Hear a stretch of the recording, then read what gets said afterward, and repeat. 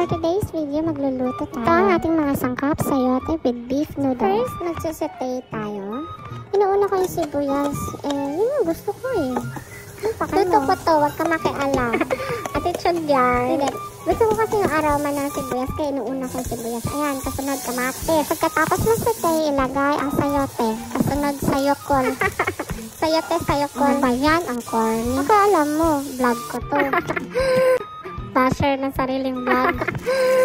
Tapos, lalagyan natin ng beef noodles. Hindi ka din naman gumamit ng chicken flavor.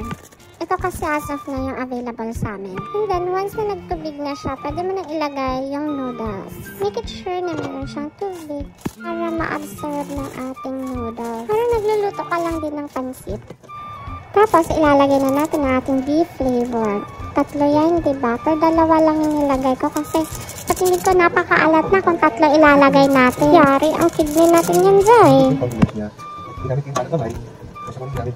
Ay, naku, nangingalang asawa ko ingay. Tapos, lalagyan nyo lang ng paminta kung gusto nyo medyo maanghang nyo lang ng kaunting asukal para medyo manamis na. Tapos, antayin lumambot ang ating noodles. At ayan na nga, luto na! Sarap nito mga beshi. Try nyo. Sure, mapapadami yung kain ninyo. At magugustuhan to ng mga anak ninyo. Yun lang! Thanks for watching! Bye!